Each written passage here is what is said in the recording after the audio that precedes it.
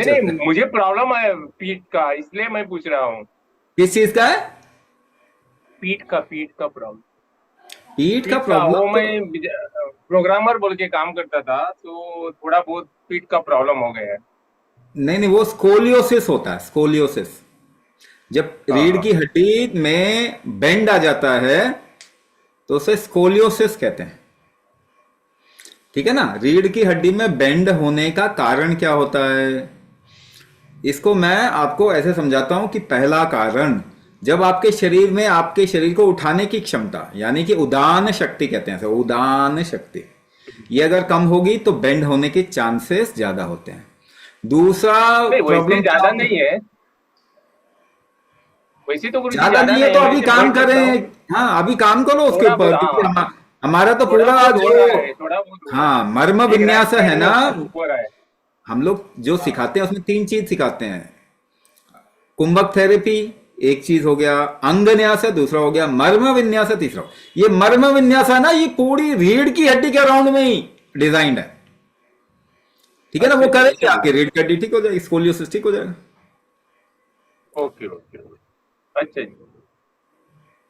Back एक problem जो पूछ रहे हैं, बैक एक प्रॉब्लम में देखो, बैक एक कब होगा? पहली बात, अ, अगर आप फीमेल में एक बात करें जरा, फीमेल जब भी मेंस्ट्रुअल साइकिल नजदीक आता है, जब भी मेंसेस नजदीक आते हैं, उस समय उनका बैक एक बढ़ रहा है।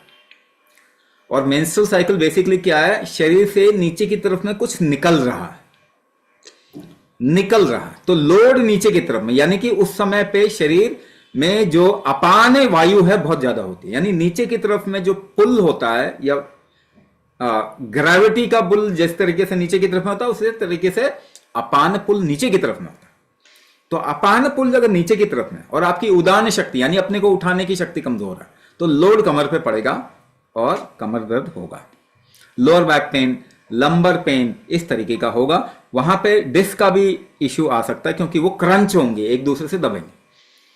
लेकिन इसका उपाय क्या है? ठीक करने का तरीका क्या? उदान शक्ति बढ़ा लो, ऊपर उठाने की शक्ति बढ़ा लो। ऊपर उठाने की शक्ति कैसे बढ़ा सकते हैं? हाँ, ऊपर उठाने की शक्ति कैसे?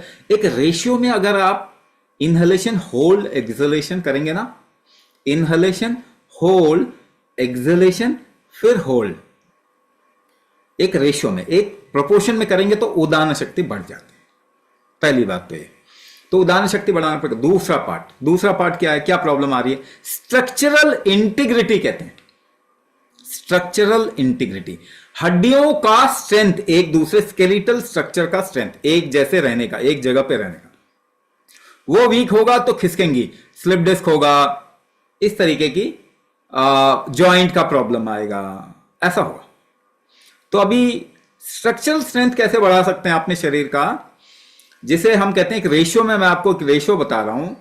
वैसे तो इसको व्यान कहते हैं, व्यान शक्ति कहते हैं, रेशियो भी बता रहा हूं। और हम लोग एक प्रोसेस कराते हैं, इसे कहते हैं व्यान क्रिया कुंभक, स्ट्रक्चरल स्ट्रेंथ को बढ़ाने का तरीका। रेशियो क्या है? इनहलेशन होल्ड एक्सलेशन अगर आप 1:4:2 रेशियो में करते हैं तो आपका व्यान शक्ति बढ़ती है, यानी 10 काउंट का इनहेलेशन तो 40 काउंट का होल्ड और 20 काउंट का एक्सलेशन। अगर आप प्रैक्टिस करके ये अच्छा बना पाए तो आपका स्ट्रक्चरल इंटीग्रिटी बॉडी का बहुत अच्छा हो जाएगा, बॉडी का स्ट्रक्चर अच्छा हो जाएगा, हड्डियों का स्ट्रक्चर जो होगा उसमें खिसकने, इधर उधर जाने की संभावना कम हो जाएगी। तो ये दो चीज बताया मैंने जिससे कि हम कमर दर्द बिल्कुल ठीक कर सकते हैं। एक टिप दे देता हूं आपको, है ना, एक टिप भी दे देता हूं, मगर टिप जो है ना वो इलाज नहीं होता, ट्रीटमेंट नहीं होता, ये समझ लिए, थोड़ा आराम मिल जाएगा। तो अगर आप सीधे खड़े होते हैं, when your head is up and leg is down, तो आपका लोड यूजुअली आपके कमर पे आता है और घुटनों पे, कमर पे और घुटनों पे आता है।